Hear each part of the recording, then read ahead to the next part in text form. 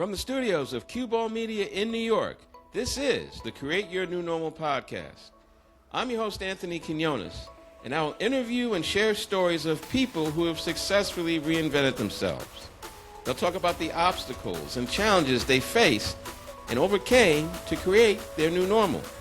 We'll look at what they did, how they did it, why they did it, and I know it will inspire you to get you from your A, where you are now, to your B, where you want to be.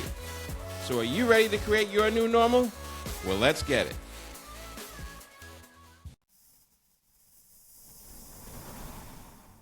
This is the Create Your New Normal podcast, episode number 5. And I'm really excited today because this is the first episode since the Knicks won their championship. As you can see, got my Knicks hat. I got my Knicks sweatshirt. I'm representing 53 years in the making. And so this is a time that I'm going to cherish for a long, long time. I mean, I might wear this outfit for the next 72 episodes. Who knows? But it's a great day. I'm excited about the championship. I'm excited about my guest. So I'm going to take this hat off so that you can see my shiny bald head. And I will introduce to you my guest. My guest is the Managing Director of Greater Everyday Consulting, the Executive Director of Archer Intelligence, and Chief Strategist of Erasmus Enterprises. He's an entrepreneur and marketplace minister who operates at the intersection of faith, technology, and community development. Most of all, he loves God, his wife, and his kids, and loves people. And he lives and leads by the ethos of becoming greater every day. And that's just cool. A little bit of what he does. He does a lot more than that. But I want to introduce to you my guest for today is Will Archer. Will, what's up, buddy? Hey, man, it's great to be with you, Anthony. I'm grateful for this opportunity for us to have a conversation. Like you, I am beyond excited about the Knicks and the Knicks victory. I know we watched a lot of games together. Yes. As we had the opportunity as single professionals to room together in New York, and man, we went through all the pain of the '90s, the 2000s, the 2010s, and now in 2026. It's awesome to see the New York Knicks as reigning champions. Exactly, and we don't have to talk about the OJ game anymore, right? Nope, Because we watched that game together, and that's lived in infamy for a long time. But this championship erased all of that. So that's good news, and it's good news having you on the show today. And awesome. I shared a little bit about you. Now, obviously, you do a lot more than what I mentioned. I mean, you were chaplain, and in this company, that company. Sometimes I think you're going to take over the world with all the stuff that you do. But why don't you tell our audience a little bit more about what you're doing and your journey to where you are today?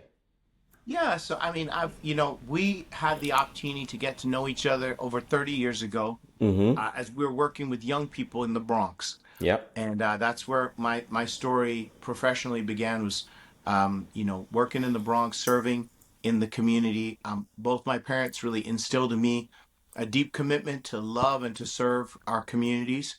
I had the opportunity for 28 years to serve as a full-time minister, pastoring in 7 different congregations in North America and in the Caribbean. And in that time, almost 20 years ago, I had the opportunity to go to Southeast Asia and to start engaging with communities in Southeast Asia. And all of the work that I've done in community allowed me to engage with people that are in the most hard-pressed situations, experiencing abject poverty, both in America and globally, but also interacting with corporate titans and with governors and with senators and congressmen and business leaders. And the thing that I recognized through my journey is that folks want to do right, but a lot of times they don't know how to do right. And folks want to get ahead, but sometimes they just don't know how to get ahead. And so as I transitioned out of my role of being in the full-time ministry last year, I really got deep into understanding what's going on in our world. We are going through an energy revolution in America and globally. And energy is shaping everything that we're doing, everything that we're talking about as it relates to AI and development and technology really just comes down to energy. And so um, I've had the privilege this past year to build some really great relationships with folks that are right at the cutting edge of um, energy development and energy management globally. And that's allowed me to be able to take both things, kind of my experience serving in the community and my experience working with people in C-suite um, settings, and to really bring that together to really try to affect real substantive change.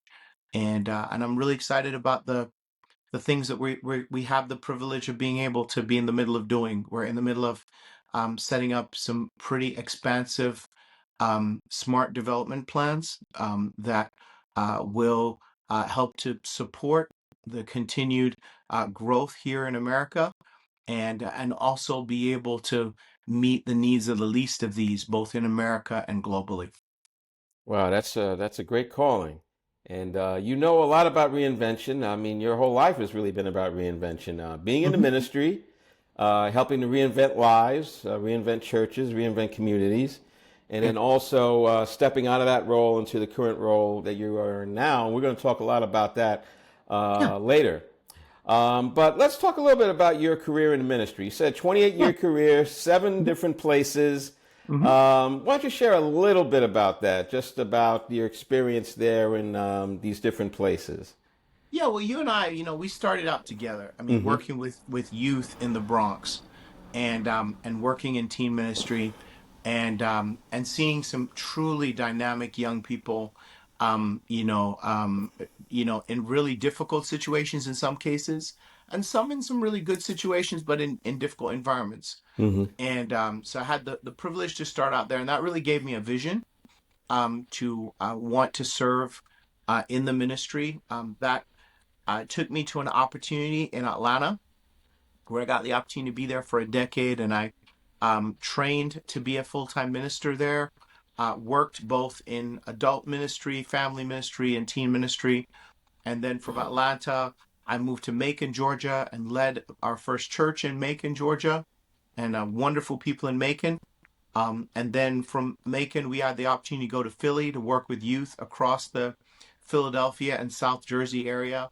But while we are in Philly, something really interesting happened. I had the opportunity, my wife and I, for 2 years, to spend 2 hours a week with folks in Philadelphia on live radio. Mm. And it exposed me to thousands of people. Within 12 weeks of the show being on the air, it was #1 on the urban charts, on top 10 on all the charts. And Philly's like the fifth largest media market in America. Oh yeah.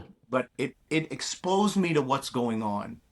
And that was between 2007 and 2009. Mm-hmm. And that's right when President Obama was running and then became president.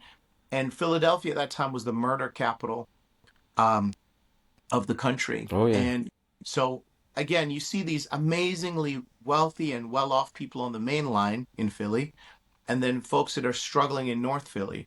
And the dichotomy of the struggle really moved me and Tasha, and led us to subsequently go to the Caribbean to work both as ministers as well as to do charity work all over the Caribbean, and then led us back to the US, which eventually led us here for the past 13 years. We've been living here in Virginia, Mm-hmm. um, and specifically Northern Virginia, and really led us to a congregation and to a location that puts us between two capitals: the US Capitol in Washington, D.C., which is 20 miles from where I live, and Virginia's capital in Richmond, which is just an hour south of where I live. Mm-hmm. And it's just wild, the more you try to solve problems and be a part of affecting change, the more you become aware of how complex the problems are. Yeah. uh, but um, but also how important it is that people really dedicate themselves to those solutions. And I was really grateful. We got to serve with the church here for 12 years and do some really transformative work that allowed us to truly operationalize, Matthew 22, where Jesus says, love God with everything and love your neighbors yourself. And Matthew 25, where Jesus says, you need to see Jesus in the face of every person that you meet. And then Matthew 28, which is all about really making disciples that look like Matthew 22 and 25. Yeah. And so I'm grateful we got to do it. Grateful we got to raise our kids here. Both, this year, in 2 months, we're going to be empty nesters. So we're in a really kind of exciting period of life. And we have all the scars and all the mistakes and all the the hurt to go along with it, because Yeah. if you try to do things like we're talking about, your heart's going to get broken, Oh, yeah. but also your heart's going to be full. And so I feel really grateful, Yeah. to be honest. Yeah, you've done a lot of great work. And then, one of the things you mentioned just about the complexity of problems, it's funny how you look to solve problems and then you unearth other problems. So it's like they say, the work is never done. But, Yeah. if you're going to be dedicated to the work, you got to know that going in that there's always going to be work to do. And Yes. so people like you doing that definitely want to commend you. Thanks. Um, it's funny. I remember that you did that show like a few minutes ago, actually, before I got on. I was like, oh yeah, you did a show on the radio for a couple of years, and so Hmm. so that experience is also very helpful. So you've done a lot in your past, and you have a lot to go. I want to hone in on something in your ministry experience. Yeah. A few years ago, um, and just like most global or national organizations, you have different regions. You have different areas of the country where maybe you in California and you work with San Francisco and L.A. and Vegas and Phoenix, or maybe you're in the Yeah. Midwest. You work with Chicago and Milwaukee. So there's always like regions where Hmm. people tend to work together, right? Hmm. Regions, or I don't know what whatever they're called. Yeah. Um, and in our church, we are in geographical regions as well. Hmm. And obviously, where you were part of a geographical region. Hmm. And you made a decision a few years ago to step out of that. Hmm. And, I know it probably wasn't a popular decision because, in churches, we want to work together, we want to have Hmm. relationships with different people. But sometimes you got to break away. Hmm. Now, what went into that decision to step out of that working environment? Yeah, that's a great question. And for me, so first and foremost, we made a decision not to break any bonds. Like we love everyone, have a tremendous amount of respect for everyone. So the goal was not to break bonds. Right. The goal was that we recognized that we were really trying to do some things in the community to affect change. And the framework that we're in didn't really facilitate us being able to affect the kind of change we wanted to affect. Mm-hmm. Also, there were some real concerns about the organizational direction, and so I know for my part, I put about 23 years into trying to affect substantive change, and there was some intransigence that was at play, but notwithstanding, the decision was not so much about a decision to break any bonds, because we didn't, but rather a decision that we recognized the reality that we wanted to be integrous to the fact that we weren't we didn't think it made sense at the time, myself and the elders, to operate within that framework. But we also wanted to extend our arms to the broader restoration movement. Our church has a history that goes back pre-Civil War to the churches of Christ, the Christian churches, the disciples of Christ, all being a part of a unified movement. Mm-hmm. And after the Civil War, um, the churches largely broke up between the Christian church and the churches of Christ. And now that we are 154 years or so past that time, we've built really great relationships with folks in the Church of Christ, in the Christian church, in the international churches of Christ. And we thought we're at a really important point where we could serve as a catalyst to really bring people together. So that was really a big part of our kind of forward direction thinking. But we had, my commitment and that of the leaders that were at play at the time is we had honest conversations with all of the leaders. We have respectful relationships. Um, and many of those brothers and sisters were very close to this day. And I have great relationships with all the churches in the area. Um, but it was really a decision that we wanted to be true to who we are, want to be true to where we're going, want to be honest and direct. I think there's some folks that maybe shared the same views, but just decided to quietly quit. Mm-hmm. And we said, no, we're not going to do that. We're going to be honest. Here's what we think. Here's where we want to go. Here's why we want to go there. And but we respect the fact that there are a number of people that have very different viewpoints on that. You know what Mm-hmm. I'm saying? And that's I think in life, all you can do is be true to who you are, Mm-hmm. be honest about where you stand, and do what you think is right. I will say, in retrospect, so this, those were all the thoughts ahead of time. In Right. retrospect, man, bro, I made so many mistakes. Mm-hmm. And I think one of the blessings of transitioning out of a role that you've been in for 28 years in a full-time capacity and 30 plus 33 years in volunteer leadership roles, I made so many mistakes, and I had so much to learn, and I'm Mm-hmm. really excited, honestly, at this chapter in my life to just recognize that there's so much to learn, and I Yeah. think there were things that I think with the wisdom that I now have, I may have handled differently. Mm-hmm. I don't regret the, being integrous to what I really believe. But I think there's so much more that I've learned over time, and so I feel very humbled by the privilege of being able to serve. Um, and honestly, all the good things, God gets the glory, and all the mistakes were mine. That's how it works. Yeah, Yeah. and it was funny. I was thinking about. I read an article about Barnes and Noble, Mm-hmm. and I thought about you.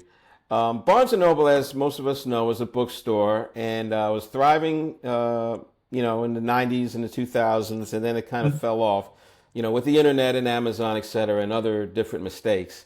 But the new CEO of Barnes and Noble decided that bookstores were not going to get their books from corporate, that it wasn't going to be a one size fits all, but that every bookstore would buy the books that they need for their particular store. So your community may be, maybe like a community like Harlem, you may have some more Afrocentric books. If you're in Right. East LA, you may have more Spanish books or Latin related books. And Mm-hmm. so every bookstore now has a local feel, Yeah. not a corporate feel, and the business has thrived. They're opening up new bookstores, about 60 or 70 new bookstores, where before everybody was, Yeah. contracting. Would you say that that is kind of the mindset that you had, being more of a local church as opposed to being part of a big umbrella, that we're used to? Yeah, so I think it's really important to go back to original form. So, I mean, not to get into a lengthy kind of theological diatribe, Yeah. but Jesus set up the church to function locally, but to have a relationship globally. Yeah. And I think global relationship is really key, but local leadership is necessary Mm-hmm. for the church to thrive. And I think what's interesting about what's happening in the world is as the world has gotten bigger, people want to move smaller and smaller. Mm-hmm. And, like in my professional life now, a big part of what we're doing is we're building smart communities where people can live, work, and play, have the fastest internet, have access to the best tech within, 3 to 5 miles area, because that's where people really want to be. People want to shop and eat and fellowship and connect in smaller, more intimate communities. And I think Mm-hmm. the churches that understand that, the communities that understand that have really healthy, thriving small groups, with a local focus, I think really succeed. And I think um, that's one of the things that I'm excited about in this next chapter, both from my family, our faith journey, our contribution to the Christian community, but Yeah. also our professional work in like really building smart communities. And so, 100%, you nailed it, and that was a part of what we were advocating for, and I think that was a part of the tension point is there was I think there was we weren't aligned, and so we didn't want to be disingenuous about the fact that we weren't aligned. We had all the real conversations. It didn't seem to yield the results we're looking for, so we said, hey, it's let's be integrous and let's call it. Yeah, and you can meet needs a lot faster. You don't have to spend a whole lot of time in, I mean, I don't know if red tape is a good word to use for church, but sometimes you Yeah, can get bogged down in, chain of command or relationships, and you got boots on the ground. You're there, so you have yeah, a better idea of what's going on, and even your local members have a better idea of what's going on in your local area, as opposed to a bigger umbrella. And I think it's also great that you mentioned that you kept the relationships. It wasn't like yeah, you broke off totally. Like I hope it didn't sound like you broke off, but it was oh, basically okay. Well, let's do the same thing a different way. You're still yes, aligned, you're still together, but you decide, okay, well, I'm going to go this way. And I think, you didn't reinvent church. Like, you still have the same Bible, you still have the same God, and the but the same way, convictions, the like same nothing conviction, changed. yeah, Yes. but the way you went about it changed, right? So, how would you say Yeah. your leadership changed under this model? Yeah, that's a great question. I think initially it was really good. Uh, One of the things I ran into, though, just to be completely honest, is I didn't anticipate how difficult this would be for so many of the people that I served. And just because when an environment is normative to you, even though nothing changed theologically, the fact that something changed organizationally was tough. And honestly, I think also we had some dynamics within our own local leadership that where we had some difficulty. Um, and so um, I think initially it went really, really well. And that was really encouraging. But then, the Holy Spirit really revealed some areas where I needed to grow, some areas where other leaders needed to grow. Um, and I think it really, we did face some choppy waters afterwards, um, which, but I'm really grateful. Again, I don't regret one step in the journey of walking with Jesus because no one's ever loved me like Jesus, and his way has always been perfect. Yes, it is. This is the Create Your New Normal podcast. Anthony Quinones is your host and my longtime buddy, partner in crime, roommate, and now the president of Greater Everyday. I want to get that right. The managing director of Greater Everyday Consulting, Mhm. Will Archer, is That's my me. guest. I got it right? All You got right. it right. You got it right. All right, there we go. Every day we're trying to help businesses and communities be a little bit better. Yes.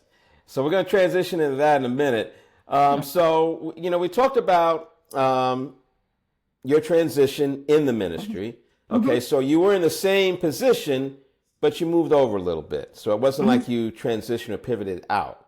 Mhm. But later on, you did. You pivoted, and now Mhm. you're out of the full time ministry. Mhm. And now you are doing a lot of amazing things in AI, and still doing ministry, okay? Because we Mhm. know when you leave the ministry job, you don't leave Jesus, you still Yep. continue to serve. But you've been doing a lot of great work all around the world. We spoke, a couple of weeks ago, and you were in Malaysia doing some things.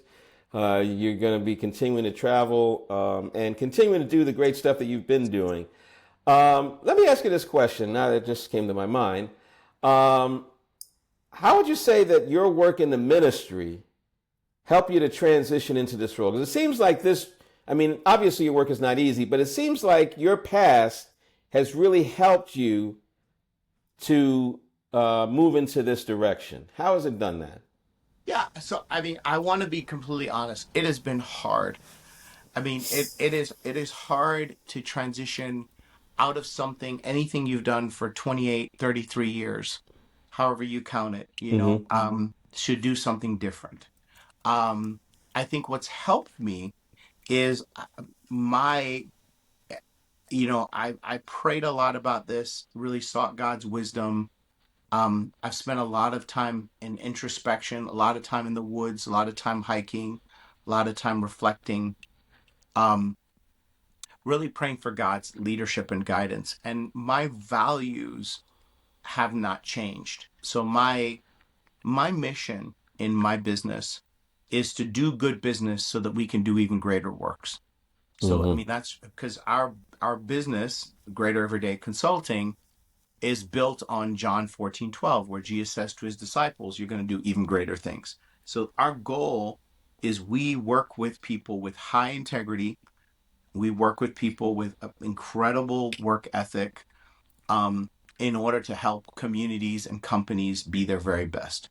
And I think what's helped me is as I talk to, like today, I was on the phone with two amazing, very successful CEOs, and they know that I'm gonna always tell them the truth. They know that I'm not here to take advantage of them. I'm here to do good work for them and to get it done. And they know, and they've seen my work ethic. Mm-hmm. Later on today, I get the opportunity to go to some pretty dynamic meetings up in Washington, D.C.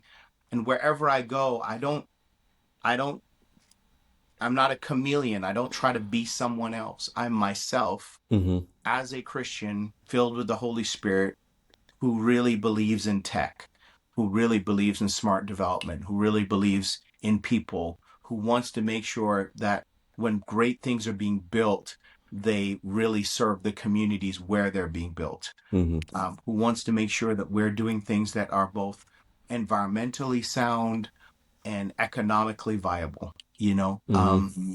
And I'm straight up about where I stand and who I am.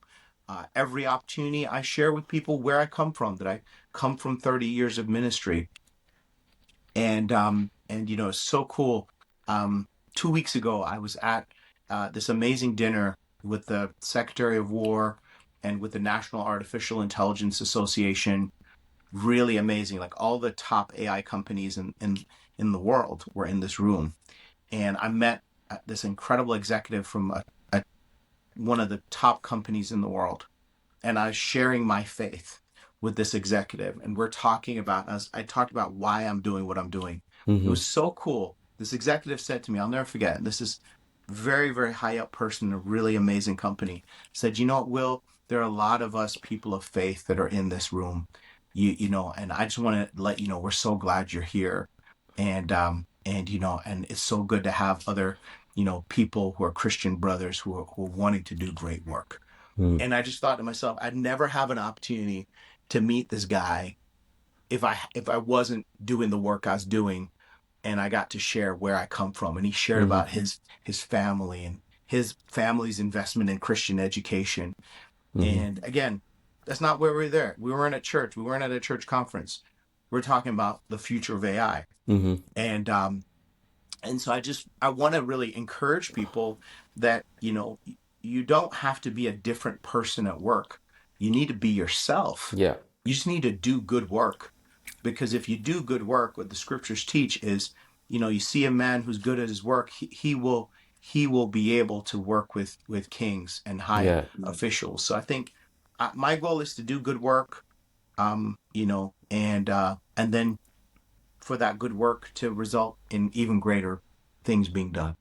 Great, great stuff. And our mutual friend, Sean Murray, was Yeah, one of my guests. And he yeah, talked about the importance of being the same person at church, at work, in the neighborhood. yeah, The importance of being consistent wherever you go. yes, And that's a great quality to have. And, you're talking about meeting this, important official in this room. That's probably something you wouldn't have done if you were still in the ministry, right? And Yeah. sometimes we can look at ministry as like the end, right? This is the job where you know you're the most spiritual guy, and you attain this level. Right, right. Um, but it's a lot more than that. There's a lot more, to see.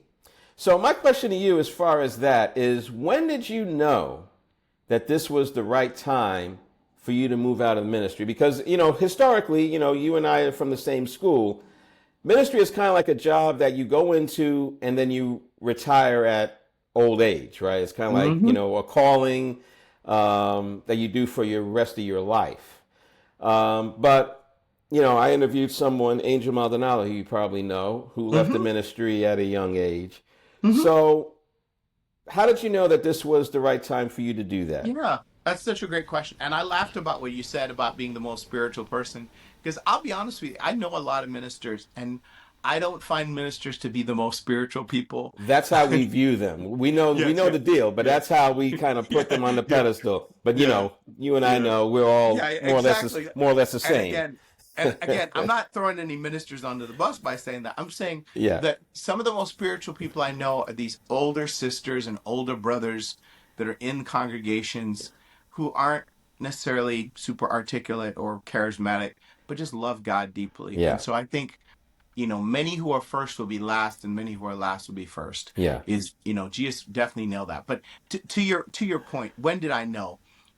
One of the blessings I had about 18 years ago is I went to Indonesia and I saw how they've built, and I'm really inspired by the way that the Southeast Asians have built their ministries, and they very intentionally moved to have their ministers have they set clear retirement ages and a clear plan to transition their people out. So I started forming the conviction about coming out of the ministry maybe about 5 or 6 years ago. Um, and and it's wild to me. Someone recently just talked to me about this and said, and you look at the example of the Levites, the goal was that you're in at 25 and you're out at 50, and I really felt like God was calling me to transition out of the ministry at 50. So I feel really grateful. And literally a month after my month and 5 days after my 50th birthday, I transitioned out of the ministry. We'd come here 13 years ago, and when we came, we took a very intentional 18-month process to work with the church to develop a 10-year strategic plan. And God did everything we talked about in those 10 years. So after 2024, I knew God was calling me out. It was just so hard to transition because we're trying to navigate like who would take the church afterwards? Is this the right time? And I honestly had envisioned it being a lot smoother of a transition, but there was just lots of things we had to work through as a church. Um, so I'd always intended and desired to transition out in 2025. It just was a lot more challenging, and it wasn't the you know the it didn't end as and envisioned, but it did end, I think, according to God's timing and God's plan. Um, and honestly, it took me months to process through how I really felt about even the decision and the process and the experience. Because people change, Anthony, when you are not in a position of organizational authority. yeah. You think that they're one way. You think you know them one way, but they know you one way. And when Mm-hmm. things change and the roles are different, they're different with you. Yeah. And it was it's been the past year, it's been a calendar year almost now. Um, we're just maybe 3 weeks shy of a year. And it's been really good, but it's been really hard. It's been really refining. I've really got to see who my real friends are Yeah. and who they're not. I also realized that there are so many things about the church I really didn't understand because you can't really understand it if you're in a position of responsibility. It shields you from things. Mm-hmm. and you also carry burdens that you wouldn't otherwise carry. So there's pluses and minuses. So it's been a really good, hard, I mean, Pivot. Yeah. it's been a real experience. Yeah. My faith in Jesus um is rock solid. My experience with humans has been illuminating. You know what I'm saying? Because I really feel like I know people and I know myself Mm-hmm. better. My relationship with my wife has been an absolute blessing. And my Yes. relationship with my kids has been an absolute blessing in all of this. But I've had a lot of heartache and a lot of tears and a lot of brokenness. But no regret. Mm-hmm. Um, and it was definitely the right time. Yeah. Um, just wish I'd made some decisions differently. You know, I Yeah. made some mistakes. Well, we all do. And Yeah. you've come out on the other side. You mentioned about your family, your wife, and your kids. You had a Yeah. great relationship with Yeah. them. You also you talked about how it was tough to find the right person to take over.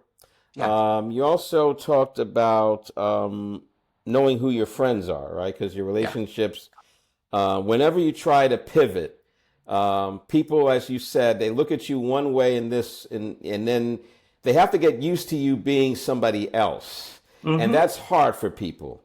Yeah. What are some other challenges that you faced in pivoting out of the ministry? Yeah, I think one of the compounding challenges for me that I faced was I'd engaged quite a bit in the community and in our local and our statewide realities. And I think there were I experienced, both blessings and pain and loss, both in the transition out of the ministry, but also in the transition out of some other roles in the community and both socially, professionally. And so, um, and, I really do believe, like theologically, in what I would define as a cruciformed approach, like that you need to extend your arms to people that are on the left as much as the right, to men as much as women, to people that are of different political ideologies. I think is really important to be true to who you are, but to reach out to everyone. And so we just engaged in the world, and I think there was, for me at least, um, a lot of experience that I gained by doing that, but also some real hurt that I experienced from doing that. But again, in the same way, no regret. Like, you know, like I can tell you, I conducted myself in a manner worthy of the gospel. We conducted ourselves with, no moral failing, no lack of, no, lack of integrity as it related to anything financially or relationally. So I feel good that I engaged in the world, but man, did I get an education since 2020. Like the world has been really difficult and different Mm-hmm. and challenging since the beginning of the pandemic. Yeah. And so I had leaned into all the issues as we went through them. And that allowed me to experience a network of really amazing new relationships, but also a network of very real enemies. You know what I'm saying? You go poking the bear is gonna claw back, right? Yeah. So so I but again, I don't regret it. I can say I lived and I live Yeah. and I'm still alive. You know what I'm Yeah. saying? So I it's but man, I will tell you though, in all of it, Anthony, I made a lot of mistakes. Okay. Well, we Yeah. keep saying, we all do. Mhm. And I lost my train of thought. But Yeah. I mean, you've definitely done a lot in the community. I commend you for your work in the ministry because you were involved in community organizations. You were talking about politics, chambers of Mhm. commerce. Mhm. You really got involved, and so I Mhm. want to hold you up for that. So I know I joke sometimes about how you're doing everything now, but you've kind of been doing everything for a long time. You've really gotten Mhm. your hands dirty and got involved in a lot of things that are really helpful to the world Well, that we live in. So I want to commend you for that. Thanks, So, Bill. so the great thing, I know that you actually have to run to go somewhere, but let's talk about a couple of other things. Now, Yeah. you pivoted on your own. Okay, you Yeah. weren't forced out, which is a luxury because a lot of people have been forced to pivot because of Mm. AI, layoffs, firings, all kinds of things. Um, and so you got ahead of it because you had been planning this, loosely for a while. What are some tips that you can give to our audience about creating their new normal? Because there are a lot of Yes. people who want to pivot, but they don't know when, they don't know how, and they don't know, why to do it. So, what are some tips? Yeah, I can definitely share some tips. And I definitely want to make sure I'm saying this like in as much as I did it was my choice and I planned. There were lots of other factors that also played. Like it was a dynamic situation, which we can talk about at another time. But I want to offer those tips. First off, you got to figure out who you are and what you really love to do and what you bring to the equation. Mm-hmm. And I think taking the time for self-discovery is really important. Um, uh, some of that comes through going through, leadership training. I've really benefited by going through Leadership Prince William, which is a leadership training program focused for leaders in my area. I live in Prince William County. I also went through a program called Lead Virginia, which helps leaders across Virginia to learn about the community, but also to learn about themselves. So I think I've been able to get some good background on myself, learning about the way I learn through emergenetics and Enneagram and a couple other things. So I think get to know yourself. I think beyond that, I think also find mentors, find people who you can ask honest, real questions, who are ahead of you. I've really benefited by having amazing mentors at every stage in my journey. Both mentors that were in the ministry, mentors professionally. I have mentors today that I work with that help me to make real choices. Um, and I think one of the mistakes is that you stay with a mentor all throughout your life, and that mentor then becomes a parent. And that's not your parents are your parents. Right. Like a mentor should never be a parent. I think you want people that can walk with you in an 18-month, 24-month, 36-month period, that can help you that are sharper and clearer and honest. Mm-hmm. Um, and I think mentors are really key. I think getting to know yourself is really key. I think beyond that, sleep. Like make sure you sleep because so much of the problems that we have in America, we have because people don't sleep and they don't hydrate. So drink water, sleep, eat well. You don't have to go crazy with the exercise, but move. Mm-hmm. Like do things to make sure you're physically your best, you're mentally, emotionally your best. And then I will say this, we live at the best time in human history. There's so many resources that are available, particularly to those of us that are here in America. Like learn a new skill, learn a new language, learn how to actually utilize, things like Gemini or Claude or like engage. I will tell you without a doubt, the the change from ministry to my own business has been hard. But I could say honestly, I've found myself again. Like I have more energy and more focus, because I'm not doing what I've always done. Mm-hmm. Like my learning curve is so steep, for what I do. Like I mentioned that I just got off today with these two CEOs. Man, they were talking, and when we first started talking, maybe 7, 8 months ago, everything they said was a foreign language. Now I Yeah. understand every other word. Yeah. You know what I'm saying? So It's like it's I'm up not. here, right? It's up here, but that's a good place to be in because when you're a learner, you force your brain. Your brain is dynamic, your body is more engaged, your mind is more engaged. And then the last thing I'd say is, not everyone is blessed the way you and I are to have great spouses. but make sure that you really take care of the close people in your life. Mm-hmm. You know, I've experienced a lot of loss. Just, my mom died at the beginning of the pandemic.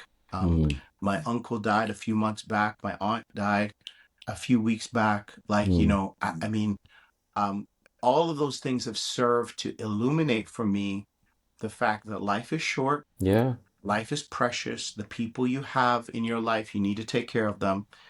Um, and a lot of the kind of the social connections that you have, they're not your friends. Don't spend your time comparing yourself or spending a lot of energy extended towards the people that are outside of the closed loop of 12 to 6 to 3 people that are really central to Mm-hmm. your life.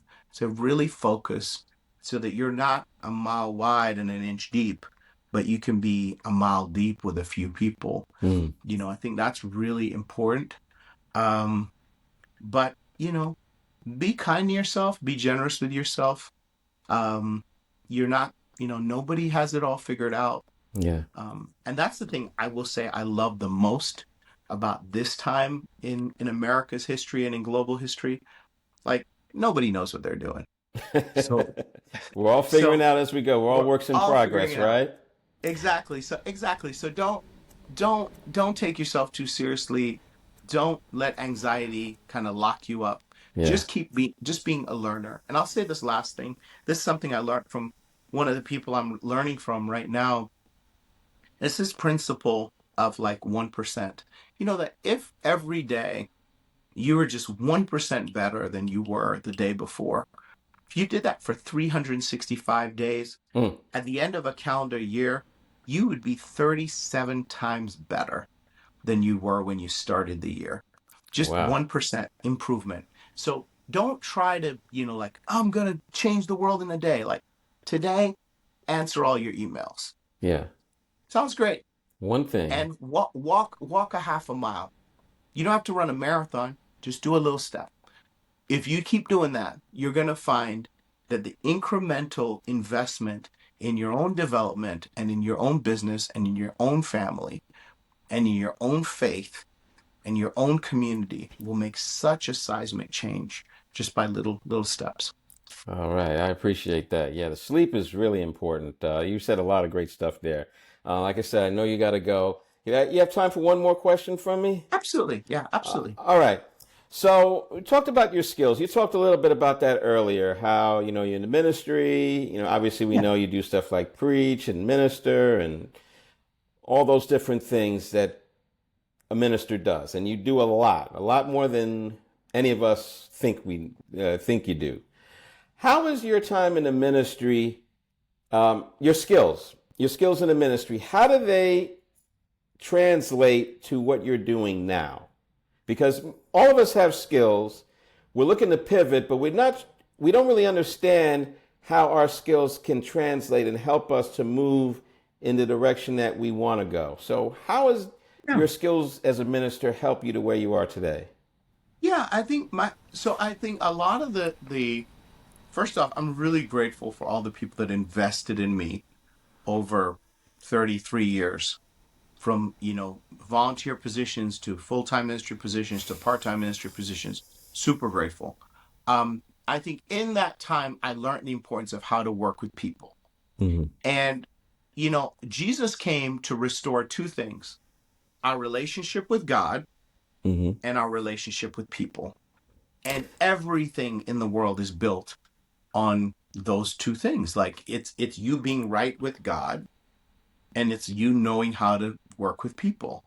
And I think the ability to communicate clearly and with integrity and to foster trust was really key. It's really helpful.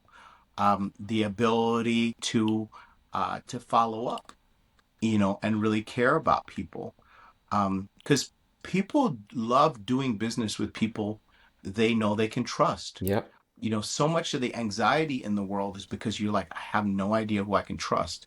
So be trustworthy and be aware of the fact that you live in a world of untrustworthy people. Hmm. So don't be naive. Right. Like, there are lots of liars, there's lots of thieves, there's lots of cheating and stabbing and backstabbing. Like, all Hmm. that's real, but don't become that. Right. You know, just be aware of it. And I think I just, I have my eyes wide open and I treat people with respect. And I don't show partiality. I treat a governor in the same way that I treat the person that's cleaning the toilet. And it's really helpful Hmm. when you're talking to a governor that they know that you respect them, but you're not enamored with them. Yeah. Not that I haven't been that before and had to change, but I've learned to be that way, is to treat everyone with respect. Hmm. Um, and I think those skills have been super helpful for me. I will tell you, there have been a lot of technical things I've had to learn, but the human interactions, that's all been the same, you know. And I'm, like I said, I'm learning another language, learning how to engage with people in a lot of these technical settings, but it's all people are people wherever you go, you know. And so that's what's helped me the most. Great. Just got to be yourself. I think, don't try to be anything. A lot of times people say, fake it till you make it. I don't buy that. Like, Don't do that. don't ever fake it. Yeah. Just make it, man. Yeah. Like just be you, do you, And if you don't know, maybe just be quiet and learn and get context clues, Yeah. It's You like know? you said earlier. If you can do you and be you, you can sleep well. Yes, you can. and Yes, you that's can. and that's what and that's what we want to do. Well, listen, man. I know we can go on all day. I know that you Yeah. gotta, you gotta run off. Yeah. Whenever you take over the world, let me know. I want to be part of your administration. Hey, bro, I'm just grateful to serve. I'm grateful for you. I'm grateful for the Knicks, That's the New right. York Knicks, baby, That's the it. New York Knicks. That's So I'm super super excited about that. And man, thank you for what you're doing. Thank you for championing spaces where people can have authentic conversations. all right, man. You got it. Well, thanks for being my friend all these years. Yes, Thank you for being a guest on Create Your New Normal. And I know whatever you do, whether you stay here or whether you pivot again, I know that you're going to be successful. So, again, thanks for who you are. Thanks for what you do. And thanks for being my guest today. you got it. Thanks, bro. All right, that's Will Archer, Managing Director of Greater Everyday Consulting. That's us. I will. Well, I hope you enjoyed this episode of Create Your New Normal. And don't just listen. Like, share, subscribe, rate, and review this show at Apple Podcasts and on YouTube. And for more information on how you can create your new normal, visit createyournewnormal.com to learn how to reinvent yourself on your terms, not someone else's. That's createyournewnormal.com. Well, that's all for now. And until next time, I'm your host, Anthony Quinones, inspiring you to create your new normal. Take care and God bless.